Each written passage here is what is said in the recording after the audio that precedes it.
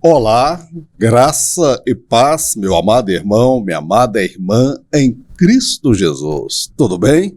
Estamos de volta para mais um programa no Projeto Auxílio ao Mestre. O arrebatamento não ocorreu ainda. E por esta razão, estamos aqui mais uma vez. Para você que não me conhece, está chegando agora, eu sou o presbítero Mauro Lúcio. Prazer em conhecê-lo. Ter você aqui é uma bênção e uma dádiva de Deus. Semanalmente nós estamos aí nesta trajetória, nesse desafio de produzir conteúdo para auxiliar você que é professor da Escola Bíblica Dominical. E nesse trimestre nós estamos estudando o tema proposto pela CPAB, cujo tema é Aviva a tua obra, o chamado das Escrituras ao quebrantamento e ao poder de Deus. Está sendo uma bênção esse tema de avivamento. E o meu desejo é que no decorrer desse trimestre, a minha alma e a sua alma sejam avivadas, que nós estejamos com azeite na botija, preparados, aguardando a volta do Senhor Jesus. E hoje nós estudaremos a lição de número 6, o avivamento no ministério de Pedro. Leitura bíblica encontra-se no livro de Atos dos Apóstolos, capítulo 2, versos 14 ao 24. Pedro, porém, pondo-se em pé com os 11, levantou a voz e disse-lhes: varões judeus e todos os que estais em Jerusalém, seja-vos isto notório, e escutai as minhas palavras. Estes homens não estão embriagados, como vós pensais, sendo esta a terceira hora do dia. Mas isto é o que foi dito pelo profeta Joel, e nos últimos dias acontecerá, diz Deus, que do meu espírito derramarei sobre toda a carne. Os vossos filhos e as vossas filhas profetizarão. Os vossos jovens terão visões, e os vossos velhos sonharão sonhos. E também do meu espírito derramarei sobre os meus servos e minhas servas naqueles dias, e profetizarão, e farei aparecer prodígios em cima no céu, e sinais embaixo da terra, sangue, fogo e vapor de fumaça. O sol se converterá em trevas, e a lua em sangue, antes de chegar o grande e glorioso dia do Senhor. E acontecerá que todo aquele que invocar o nome do Senhor será salvo. Varões israelitas, escutai estas palavras. A Jesus Nazareno, varão aprovado por Deus entre vós com maravilhas, prodígios e sinais que Deus por ele fez no meio de vós, como vós mesmos bem sabeis. A este que vos foi entregue pelo determinado conselho e presciência de Deus, tomando-o vós, o crucificastes e matastes pelas mãos dos injustos, ao qual Deus ressuscitou, soltas as ânsias da morte, pois não era possível que fosse retido por ela. Na lição de hoje nós vamos falar acerca do resultado do avivamento, do Pentecoste, do batismo no Espírito Santo na vida do apóstolo Pedro. Meu querido, o apóstolo Pedro, ele foi o mais autêntico dentre todos os discípulos de Jesus, mas por outro lado, ele estava também entre os mais imaturos daquele grupo seleto. Mas após ele ter sido batizado no Espírito Santo, Pedro se tornou um dos maiores líderes da igreja do seu tempo. Sua fé, sua coragem e ousadia tornaram Pedro um verdadeiro herói da fé cristã.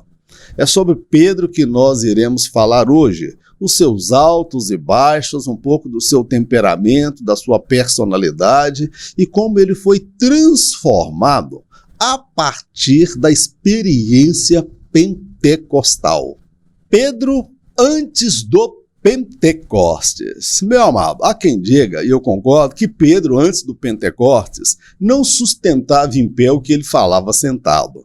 Ou seja, ele era volútil, inconstante. Mas, por um outro lado, eu acho assim, um tanto que pejorativo dizer que Pedro era medroso. Nós não podemos reduzir uma pessoa a um momento, talvez, de fracasso, de derrota ou de fraqueza.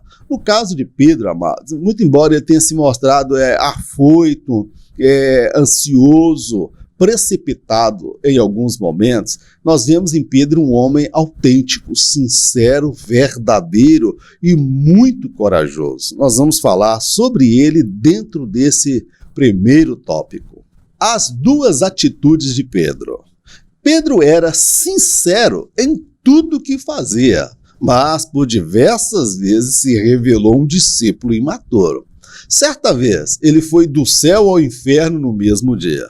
Em um momento, falou inspirado pelo Espírito, mas logo a seguir, deu lugar ao diabo e falou que não devia. Pedro, uma certa ocasião, no mesmo dia, no mesmo instante, ele foi do céu ao inferno. Jesus perguntou, quem diz os homens que eu sou? Uns dizem que tu és João Batista, uns dizem que tu és Elias, uns dizem que tu és Jeremias, outros dizem que são os profetas que tinham que vir. Bem, isso é a opinião popular, mas o que vocês dizem? Quem eu sou para vocês? E Pedro disse, tu és o Cristo, o Filho do Deus vivo. E Jesus, discípulo de destaque, não foi carne e nem sangue que te revelou isso, mas o meu Pai que está no céu. Todo mundo ficou olhando, Pedrão ficou bonito na foto. E logo a seguir, Jesus vem falar do seu sofrimento, que ele seria entregue, padeceria, seria crucificado, e o discípulo, destaque, chama Jesus em particular, porque ele fazia parte agora da elite, dentre os 12. Falou, Senhor, de forma alguma isso vai te acontecer, tenha dó de ti mesmo, eu não vou deixar isso acontecer. E Jesus fala, meu filho, você está dando lugar para o diabo, afarreda de mim, Satanás. Então Pedro, ele era essa pessoa, ele era muito sincero, ele era muito intenso, às vezes um pouco afoito, ao mesmo tempo que ele se mostrava espirituoso, daí a pouco Pedro estava totalmente perdido, falando pelos cotovelos. Nós vemos aí essas duas atitudes de Pedro em um único dia. Ele foi ao céu e foi ao inferno, deu lugar para o Espírito Santo e acabou também dando lugar para o diabo na sua vida. Mas, meu amado, este era Pedro. Errava, mas ele tinha coragem de falar o que pensava, tá bem, meu querido? E posteriormente ele iria passar por uma experiência que transformaria todo o seu ser. Pedro nega Jesus 3 vezes. Pedro chegou à conclusão de que ele não era tão forte quanto pensava ser, pois ele negou Jesus 3 vezes. Ele concluiu que Jesus estava certo e que ele estava errado. Mas apesar desse deslize, desse fracasso em negar a Jesus, nós vamos ver que somente ele e João tiveram a coragem de seguir Jesus naquela noite macabra, tá bem, meu querido? Enquanto os outros discípulos todos correram, fugiram com medo, João e Pedro foram os 2 que acompanharam Jesus naquela noite de terror, aquela noite que Jesus foi entregue na mão dos guardas do templo, na mão dos sacerdotes. Então tem que dar esse alento, essa ressalva para ele. Também não há outro discípulo que tenha andado, sido tão intenso e tão humano como Pedro. Nós vemos que Pedro, irmãos, ele era 100% sanguíneo. Na teoria dos temperamentos, há o temperamento colérico, fleumático, melancólico e sanguíneo. Eu não vou entrar aqui no mérito, mas Pedro, ele era do temperamento sanguíneo, ou seja, ele tinha fortes emoções, muito espontâneo, muito intenso. Nós vemos isso da parte de Pedro. Pedro tipifica as pessoas como elas são, com a sua impulsividade, com a sua intensidade, intensidade e sinceridade em servir a Deus, mas que por vezes ou outras acaba se deparando com a sua natureza pecaminosa, a pessoa percebe que não é tão forte, tão espirituoso como gostaria de ser. Paulo também enfrentou alguns conflitos parecidos. Ele dizia, olha, o bem que eu quero fazer, eu não faço, mas o mal que eu não quero, este eu acabo fazendo. Pedro descobriu que ele não era tão forte como ele pensava ser, mas ainda assim, ele estava na condição dos 2 apóstolos que seguiram Jesus naquela noite macabra. Ele era verdadeiro e intenso em tudo que fazia. Pedro, após o Pentecostes, meu amado, após a experiência pentecostal, na verdade, após a ressurreição de Jesus, porque Jesus falou, Pedro, tu me ama? Eu falei, amo, Senhor. Tu me ama? Amo. Tu me ama? Senhor, tu sabes, Pedro. Arrepende-te, né? E apacenta as minhas ovelhas. Jesus, ele investiu em Pedro. Jesus não desistiu de Pedro. Porque Jesus viu em Pedro, irmãos, apesar da sua imaturidade, um pouco dos seus vacilos, da sua precipitação, ele ter negado Jesus, Jesus viu nele um grande potencial. Jesus viu nele alguém que, de fato, amava-o. Talvez não amava tanto como ele imaginava, mas ele amava Jesus. E depois da experiência pentecostal, Jesus sabia que Pedro estaria disposto a morrer pela causa do Evangelho. Ele simplesmente não havia passado por uma experiência transformadora na sua vida. E é sobre isso que nós vamos falar acerca de Pedro após a experiência pentecostal. Pedro batizado no Espírito Santo. Após ser batizado no Espírito, Pedro confrontou uma multidão e pregou o primeiro sermão da igreja com muita intrepidez. Nada nele lembrava o homem acovardado que havia negado o Senhor Jesus. Após a experiência pentecostal, Deus pega Pedro e coloca Pedro diante de uma grande multidão. Eu fico aqui contextualizando, imaginando. Daquela primeira vez, quando eles foram pegar Jesus, Pedro sacou de uma espada e cortou a orelha de Malco. Na verdade, ele queria cortar a cabeça. Imagina que escândalo saber que um crente estava andando armado com uma 9mm, contextualizando, um 38 na cintura, e ele saca da arma e tenta matar o cidadão, e ele corta a orelha. Aí no dia do Pentecostes, inauguração da igreja, as pessoas começam a fazer chacota e zombaria. Falam, eles estão embriagados, estão bêbados, fazendo pouco caso e deboche. E Pedro levanta de lá, eu fico imaginando a cara de João e os apóstolos em volta. Gente, fica perto do Pedrão. O Pedro vai puxar a espada, Pedro vai mandar a mão na orelha de alguém aí. Pedro é estupim curto, sangue quente, sanguíneo. Fica perto de Pedro. E Pedro, ei, espera aí. Tem ninguém bêbado aqui como vocês estão julgando, não. Meu irmão aí fala, Pedro vai derramar o balde, vai botar a chapa para quebrar, esquentar e vai quebrar o pau aqui com todo mundo. Não tem ninguém bêbado aqui. O que está acontecendo aqui é o cumprimento da promessa do profeta Joel. Ele vai e cita o Antigo Testamento exatamente como estava lá. E ele prega o primeiro sermão da igreja, confrontando uma multidão de mais de 3.000 pessoas. Se por um lado ele negou Jesus 3 vezes, na primeira pregação ele trouxe 3.000 pessoas para os pés do Senhor. Ele não teve medo de se expor, ele não teve medo de defender o nome de Jesus e defender a causa do Evangelho. Nada em Pedro, irmãos, lembrava aquele homem acovardado, amedrontado, intimidado diante das pressões do momento que ele havia vivido com a prisão de Jesus. Então nós vamos ver que após ser batizado, veio sobre ele uma ousadia, uma intrepidez, irmãos, fora do comum. Tá bem, meu querido? Glórias ao nome de Jesus. Pedro e a cura do coxo. Nesta ocasião, Pedro estava passando por uma crise financeira. Ele sequer podia socorrer um pedinte. Para surpresa de todos, o até então paralítico entrou no templo pulando de alegria. Pedro, mais uma vez, pregou com ousadia e milhares se renderam a Jesus naquele dia. Aí nós vamos ver aqui o resultado do Pentecostes. Pedro pregou, confrontou mais de 3.000 pessoas, muito mais, a multidão. E pregou o evangelho, 3.000 se renderam. Agora, a segunda pregação de Pedro. E o que eu destaco aqui, irmãos, que ser cristão, ser evangélico, homem de Deus, não é sinônimo de prosperidade, nem sempre é.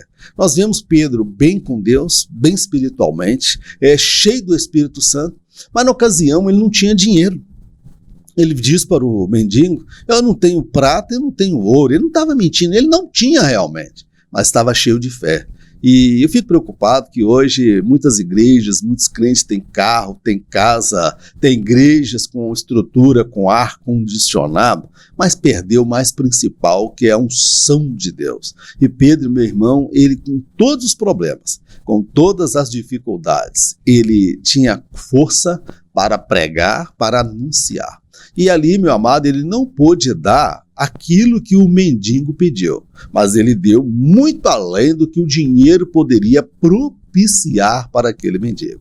E o resultado, meu amado, ali, a partir daquele milagre, o paralítico, ele entra para dentro do templo, pulando, andando, saltando e adorando a Deus. E todo mundo olhou e falou, pera lá, rapaz, mas isso aí não é o meu, não é o aleijadinho que fica sempre sentado aqui do lado de fora, pedindo menino. Ele falou, é eu mesmo. Jesus me curou, Jesus que esse homem está pregando. E todo mundo falou, vem cá, mas o que aconteceu? Aí Pedro entrou e falou, vem cá, fica muito bem atento, esse homem foi curado no nome de Jesus. Jesus que vocês crucificaram, que morreu na cruz do Calvário, ele ressuscitou e está sentado à direita do Pai e pelo seu poder ele fez esse paralítico andar. Então nós vamos ver que Pedro, ele não perdia as oportunidades. Estava passando problema financeiro? Estava. Mas ele não perdeu o desejo de servir a Deus. Tá bem, meu querido? Glórias ao nome do nosso Deus. Pedro avivado em outras ocasiões. A cura do paralítico não foi um fato isolado no ministério de Pedro. Tal era a unção de Deus sobre a sua vida, que na cidade de Jope, um grupo de irmãos acreditou que se ele orasse, a irmã Tabita se ressuscitaria, o que de fato ocorreu naquela igreja. Amado, a unção de Pedro, irmãos, era tão grande, mas tão grande, e a credibilidade, aquele episódio da cura do paralítico não foi um fato isolado. Não foi um ato que aconteceu e nunca mais aconteceu sobrenatural. Pedro, uma certa feita, ele indo para o lado da cidade de Jope, ali uma mulher morreu, chamada Tabita, ou Palita em algumas traduções, ou Dorcas, dependendo da tradução. A mulher morreu. E o que os irmãos fizeram? Sentiram falta da irmã, que ela fazia muita falta na igreja. E os irmãos falaram, olha, eu estou sabendo que Pedro está aqui por essa redondeza aqui. Vamos lá chamar Pedro para ele vir orar por essa mulher, para ela ressuscitar. Meu irmão, eu tenho fé. A Bíblia fala, se está alguém doente, chama o presbítero e a unção com óleo vai salvar o enfermo.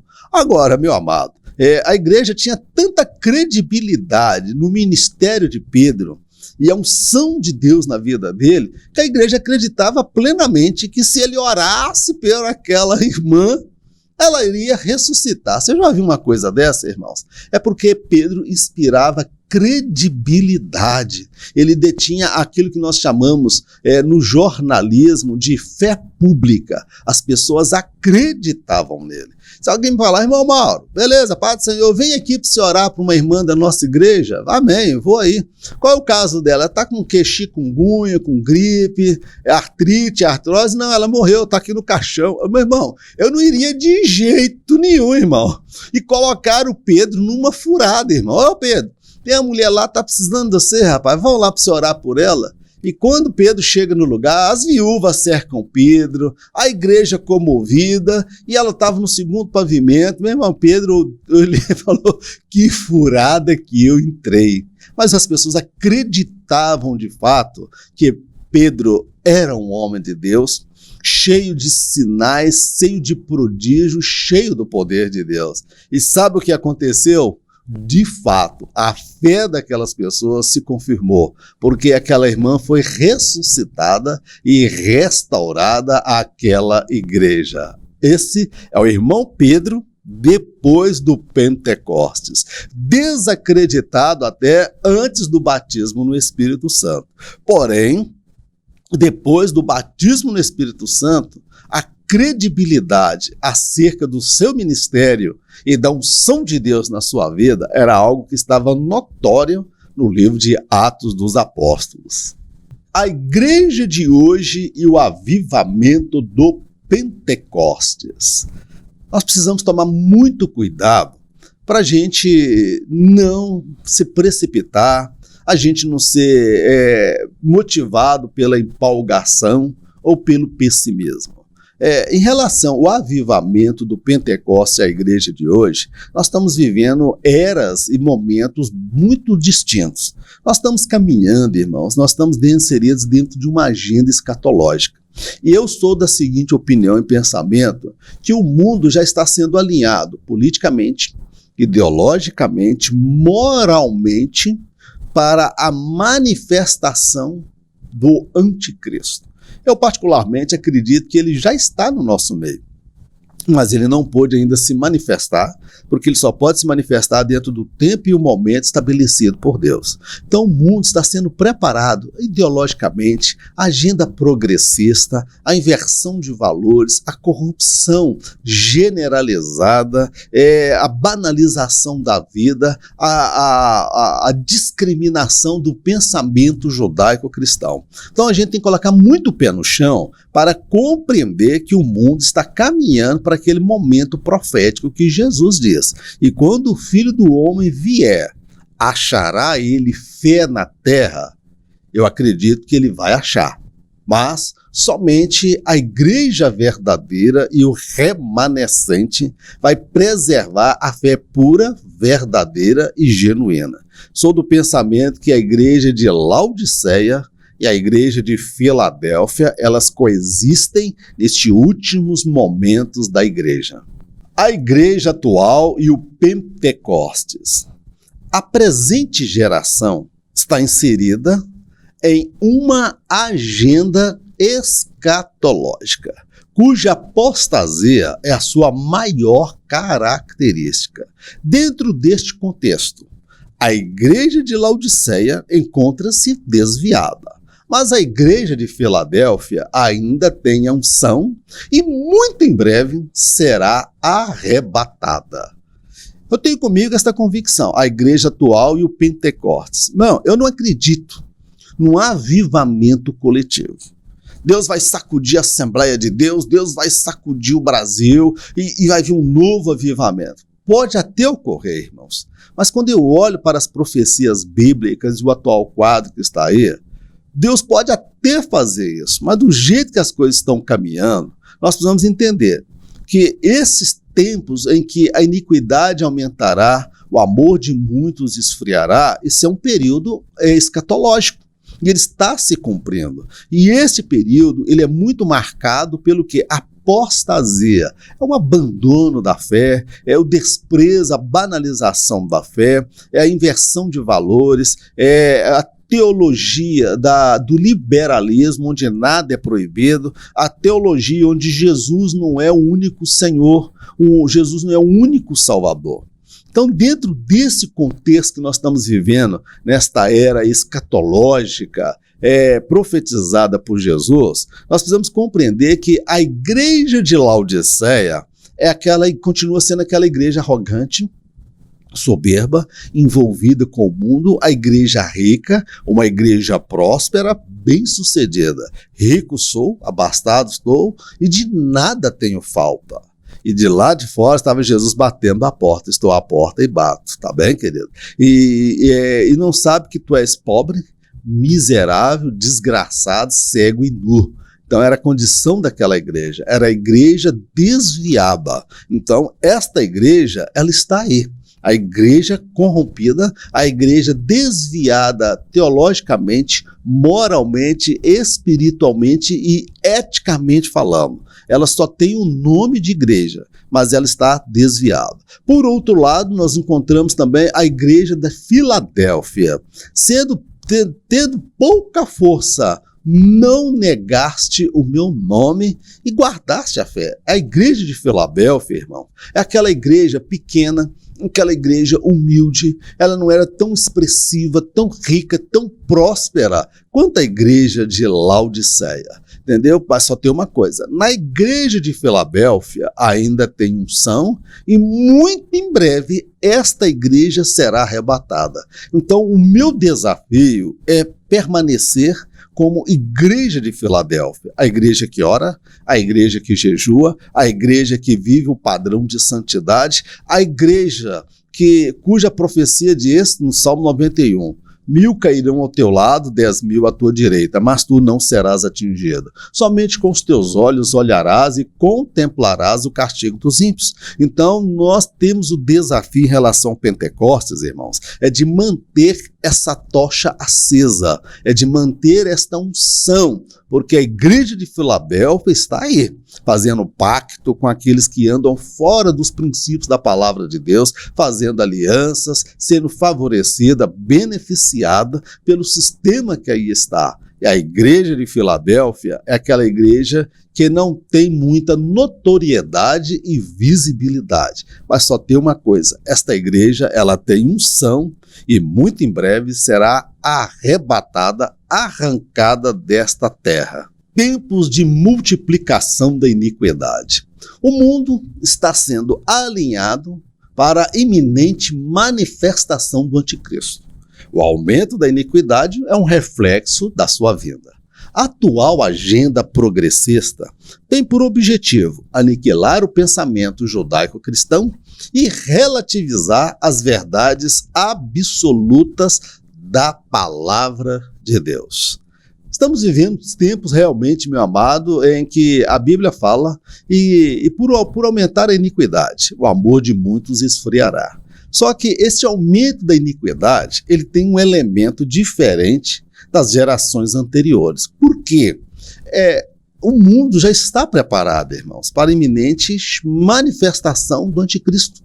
Tecnologicamente falando, cientificamente, politicamente, moralmente, filosoficamente, todos os aspectos, o mundo está alinhado, caminhando para a iminente manifestação do anticristo. E ele é chamado na Bíblia o homem do pecado, o filho da perdição, o iníquo, o homem da iniquidade. Então, quanto mais se aproxima o momento dele se manifestar, nós vamos ver também o que é o aumento da iniquidade sobre o mundo, a banalização da vida, o aborto, a criminalidade, a pedofilia, estupro, vamos dizer assim, feitiçaria, idolatria, vamos ver narcotraficantes e tudo isso, meu irmão, institucionalizado, aprovado muitas vezes pelas cortes supremas, onde o líder independe do que seja de direita ou de esquerda. Esta agenda progressista, ela vem atropelando todos os valores, todos aqueles que são de direita, que são conservadores. A nova pregação cristã é intitulada de discurso de ódio.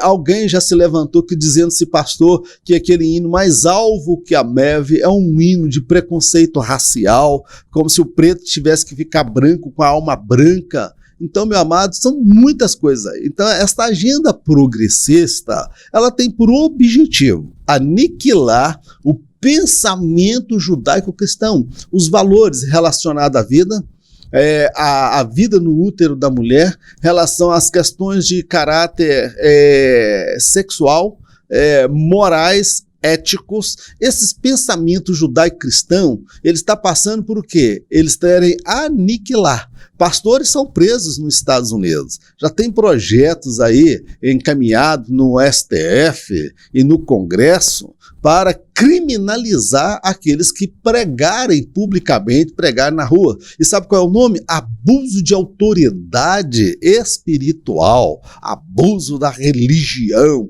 E encontram nomes e termos. Isso tudo, irmãos, faz parte desta agenda progressista. O aumento da iniquidade é retirar os freios da humanidade, porque o pensamento judaico-cristão foram e continuam sendo o freio contra o quê? A proliferação da iniquidade. Então, as verdades absolutas da palavra de Deus, elas são relativizadas. Mais uma vez, nós voltamos àquele fenômeno lá do Jardim do Éden. Olha, não foi o que Deus disse para vocês? Se vocês comerem desse fruto, vocês vão morrer? Mas não é bem assim que Deus queria dizer, não. Porque Ele sabe que quando vocês comerem dessa árvore do bem e do mal, vocês serão como Deus. Ou seja, era a serpente relativizando a verdade absoluta proferida por Deus. Meu amado, que Deus nos guarde e nos proteja. O nosso desafio é nos mantermos igreja de Filadélfia em meio à igreja corrompida de Laodiceia. A igreja será arrebatada. A igreja de Filadélfia, o Senhor Jesus prometeu livrá-la da tentação que viria sobre toda a terra. Muito embora esta palavra se refira a uma igreja histórica, não se pode ignorar que a promessa diz respeito à igreja que será arrebatada muito em breve. Eu gostei da CPAD, do comentarista, ele destacar isso, a igreja será arrebatada. Muitos dos nossos teólogos, muitos dos nossos pastores e professores estão mudando, estão pulando esta barca do arrebatamento. Porque fala, não tem amparo bíblico, não tem essa doutrina bíblica, meu amado. Jesus, ele se referia na igreja de Filadélfia, lá em Apocalipse, no capítulo 3, conheço a tua obra, conheço o teu trabalho, o teu esforço, que mesmo tendo pouca força, não negaste o meu nome. Por isso, eu te livrarei da tentação ou da provação que virá por sobre todo o mundo, sobre toda a terra. Ou seja, todos vão passar por esta grande tribulação, por essa tentação, por essa provação. Mas você eu vou livrar, tá certo? Então o que Deus está querendo dizer ali?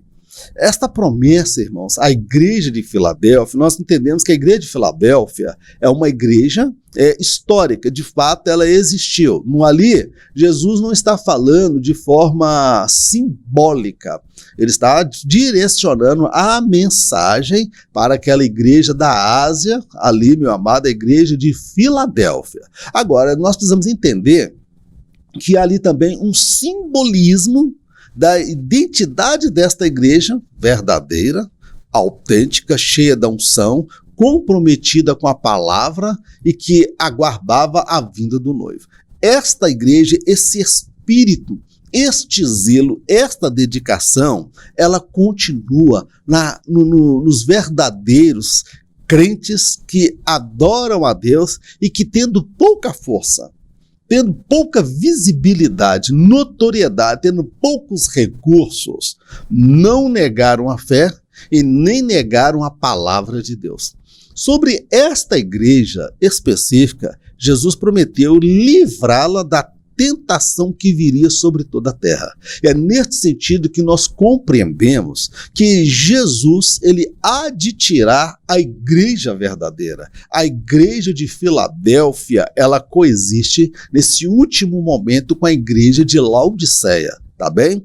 Não é todos que estão na igreja que serão arrebatados, mas são todos que fazem parte da igreja de Filadélfia. A igreja que zela pela santidade, pela oração, comprometimento com a palavra, fervor evangelístico, a igreja que almeja o encontro com o Senhor. E por causa deste zelo, por causa dessa dedicação e deste amor incondicional para o Senhor, para com o Senhor Jesus, ele decide preservar esta igreja, eu vou retirar esta igreja. E após retirar esta igreja, trarei todos os flagelos e as provações que virão sobre a terra. Meu amado, a igreja verdadeira, ela será arrebatada. Quem tem ouvidos, ouça o que o Espírito diz às igrejas. Meu querido, encerrou o nosso tempo. Esses 30 minutos, 40 minutos é tão pouco para falarmos tantas verdades da palavra do nosso Deus. Que o Espírito de Deus complete esta palavra no teu coração. Que nós possamos experimentar, meu irmão, uma transformação no nosso viver, como Pedro experimentou, tá bom, meu amado? Porque a unção, ela faz a diferença na nossa vida. O meu desafio, o seu desafio, é sermos igreja de Filadélfia diante do aumento da iniquidade, ser a igreja comprometida com o reino de Deus. Amém, queridos? Vamos orar? Senhor, nós te agradecemos por mais este estudo da tua palavra. A ti toda a honra, toda a glória, todo o louvor e toda a adoração. Toma nossas vidas nas tuas mãos. Guarda-nos, protege, livra-nos de todo mal e cobre-nos com teu sangue. Santifica as nossas vidas. Que sejam sempre brancas as nossas vestes e que jamais falte o azeite sobre as nossas cabeças. Pai, nós queremos ser a igreja de Filadélfia. A igreja que não tem tanta expressão, que não tem tanta força, visibilidade, notoriedade, mas é a igreja que te ama, é a igreja que anela encontrar-se com o Senhor, é a igreja que aguarda com expectativa a sua vinda. Meu Deus, santifica-nos e prepara-nos para aquele tão glorioso dia em que a trombeta soará e todos os que estiverem vivos em comunhão serão arrebatados, os mortos ressuscitarão primeiro e encontraremos com o Senhor por sobre as nuvens. Pai, nós te agradecemos, certos da resposta, no nome do Senhor Jesus. Que o grande amor de Deus, a graça do nosso Senhor e Salvador Jesus Cristo e as doces consolações do Espírito Santo sejam com todo o povo de Deus, não somente hoje, mas para todo sempre. Fique na paz, Deus te abençoe, em o nome de Jesus. Em caso de arrebatamento, fique aqui. Eu não estarei aqui para ministrar a próxima lição. Em caso de arrebatamento, encontro com você por sobre as nuvens. Fique na paz, Deus te abençoe, no nome do Senhor Jesus. Amém.